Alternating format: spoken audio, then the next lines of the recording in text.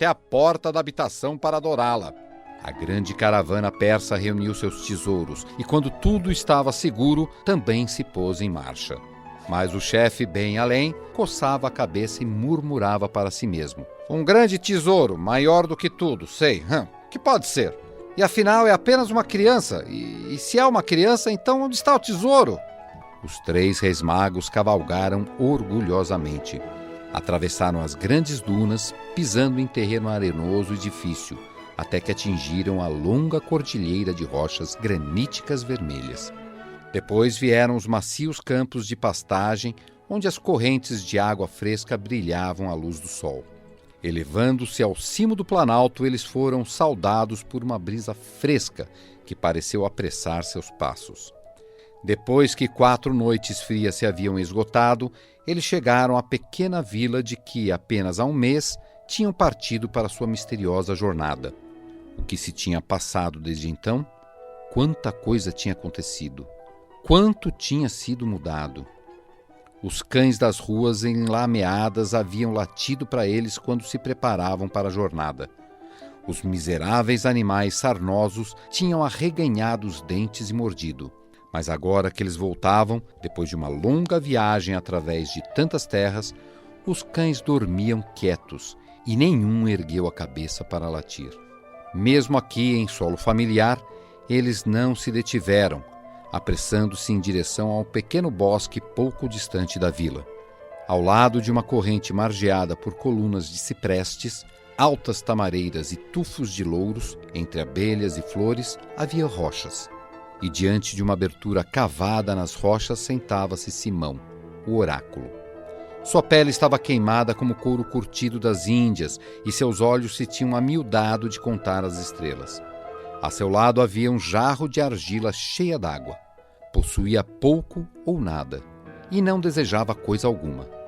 Quando eles se aproximaram, as pombas ariscas ergueram-se das margens das correntes com um bater de asas agitado. Os 3 reis se inclinaram diante dele, saudaram o oráculo com o costumeiro Salam Aleque, e ele replicou: a paz esteja convosco. Seguimos a estrela do céu, disse Gaspar, e ela levou-nos à habitação. Fomos lá e adoramos a criança e entregamos a ela o ouro, o incenso e a mirra. O que pedistes que procurássemos, encontramos, e agora estamos de volta. Vimos mercadores, mendigos, ladrões e rei, disse Melquior. E também vimos o menino, e agora estamos de volta. O mau rei Herodes encontrou-nos às suas portas, disse Baltazar, e falamos-lhe sobre o menino que procurávamos. Ele pediu que lhe levássemos a notícia se o menino fosse encontrado, mas voltamos sem ver Herodes. O oráculo ergueu a cabeça. Sua voz era profunda e distante. Dos lábios dos seus soldados, Herodes soube o lugar em que apareceu o menino e imediatamente matou todas as crianças recém-nascidas em Belém. Então ele, o pequeno que nos ofertou a pedrinha, falou um. Não, o oráculo sacudiu a cabeça. Eles fugiram. Ele está com eles. Viajam dia e noite e breve, muito breve, terão alcançado terras do Egito.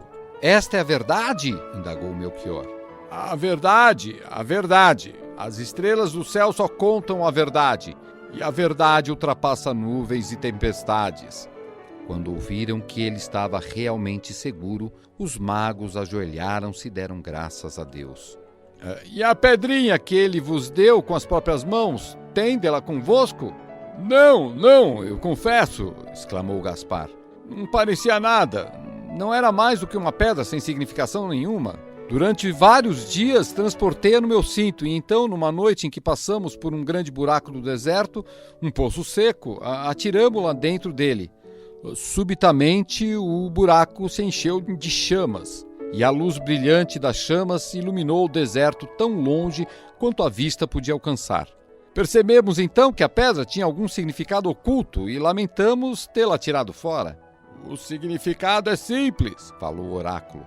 Como a pedra é firme, firme deverá ser a fé que dele recebestes. Eu tenho mais fé do que posso confessar-vos, disse Gaspar. Muito aconteceu, muita coisa está mudada. Verdade, assegurou outro mago. Quando a vós viemos pela primeira vez, foi para falar sobre o assunto diverso. Como sabeis, eu governo sobre a terra de Tarshish e sobre as ilhas. Melquior governa sobre Sheba, e Baltazar é rei em Seba. Somos vizinhos, mas as linhas que dividem as nossas terras não estão claramente marcadas. Os países deles e o meu eram inimigos rancorosos. Durante gerações houve sangue entre nós, e nosso povo tem vivido uma luta aberta. Temíamos nossos vizinhos e nossos vizinhos nos temiam. As disputas sobre gado, sobre a terra de pastagens, sobre tributo e fronteiras resolviam-se com muita violência. Durante um ano inteiro estivemos em silêncio, mas cada um se preparava para a guerra. Então, acidentalmente, Melquior e eu encontramo-nos enquanto caçávamos nos bosques. Ele sorriu e eu retribuí-lhe o sorriso, com uma saudação embaraçada. Olhei no seu rosto e nos seus olhos. Era possível que ele fosse meu inimigo? Falei-lhe e ele respondeu-me franca e honestamente. Estava se preparando para a guerra? Sim, ele admitiu. E o que sabia haver sobre se o rei de Seba também se preparava para a guerra? Isso não sabíamos, mas nessa mesma noite decidimos enviar uma mensagem amistosa ao Baltazar, convidando-o a juntar-se a nós para uma caçada à corça e ao antílope. Ele mandou alguns homens na dianteira para assegurar-se de que aquilo não era uma armadilha e, conhecedor das nossas intenções, veio às nossas tendas na floresta. Sorrimos para ele, que devolveu o sorriso. Perguntamos-lhe se era verdade que estava se preparando para fazermos guerra, e ele admitiu francamente que era verdade. Rimos e contamos-lhe que, no ano passado, também estivéramos ocupados em preparações guerreiras. Então nós pensamos que, já que estávamos juntos, poderíamos decidir o dia em que a fúria deveria irromper. Falamos sobre isso e sobre outras coisas também, mas não podíamos concordar sobre o dia exato. O escravo que nos estava servindo vinho perguntou se podia dizer uma palavra e, depois que demos permissão, ele sugeriu que o dia da guerra poderia ser marcado por um estranho e que o sábio Simão, que sabia ler as estrelas, seria bastante hábil para escolher uma data que não favorecesse a nenhuma das partes. Enquanto Gaspar falava, os outros 2 magos, sentados ao seu lado, acenavam com a cabeça. Tudo o que ele dizia era verdade. Viemos preparados, continuou Gaspar, para pedir-vos que nomeasseis o dia em que deveríamos começar a guerra. Também estávamos preparados para relatar-vos nossas tristezas e pedir-vos conselho. Não decidiríamos agir segundo o vosso conselho, mas queríamos apenas ouvi-lo. Mas nem bem chegáramos à vossa presença e apontastes para o céu, falando-nos da estrela maravilhosa que nesta noite iluminava com tanto brilho, dizendo-nos que ela nos conduziria a um lugar mais belo do que todos. E aqueles que a seguissem imediatamente veriam um novo rei, destinado a ser maior do que todos que o mundo conhecera até então. E o primeiro que o adorasse seria, de alguma forma, abençoado. A estrela brilhante tomou conta da nossa imaginação e quase esquecemos o motivo por que viemos aqui.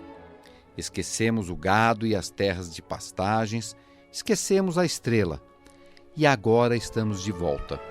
Isto é o que eu confesso agora. Então falou o segundo mago. Eu também estou pronto a confessar. Quando nos lançamos à viagem, íamos armados com adagas. Temíamos os animais de rapina, os lagartos às rochas e os escorpiões às areias. Disfarçamo-nos como viajantes humildes e escondemos nossas vestes e ornamentos reais. Temíamos os bandos de ladrões e armávamos fogueiras durante a noite. Mas quando voltamos, foi diferente, muito diferente, na verdade. Há um provérbio, falou o oráculo, que diz: a verdade pode andar pelo mundo desarmada. Eu também confesso, disse o terceiro mago. Tudo o que os meus 2 irmãos disseram é verdade. Partimos como inimigos e agora voltamos como irmãos. Éramos senhores de bens terrenos e agora esses bens pouco nos importam. Atiramos fora as adagas que escondíamos nos nossos cintos e voltamos com compaixão pelos humildes e fracos. Mas uma coisa não podemos explicar. Durante toda a nossa vida vivemos com medo. Temíamos o trovão do céu e o escorpião na areia. temíamos nossos vizinhos e nossos inimigos, temíamos as doenças do corpo e os animais da floresta. Mas, subitamente, sem mesmo nos apercebermos, a pesada carga nos foi tirada. Esse grande inimigo do homem foi destruído subitamente. Regressamos sem medo e defrontamo-nos com um bando de 100 ladrões, mas eles nos viram caminhar ousadamente sem tremer e curvaram-se diante de nós. Dizei-nos, sábio Simão, por que não mais temos medo? O sábio sacudiu a cabeça e respondeu: não sei. Mas nessa noite consultou o grande céu cinzento e anunciou aos reis que a grande fuga terminara. Eles chegaram ao Egito. Com essa notícia, os 3 magos regressaram felizes, cada qual para sua própria terra. Viajaram sem medo e onde quer que fossem, a paz os procedia. Vocês ouviram A Volta dos Magos, de Manuel Komaroff.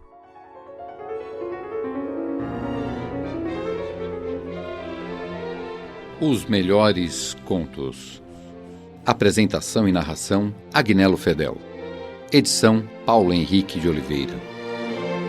Toda semana um novo conto e informações interessantes sobre seus autores.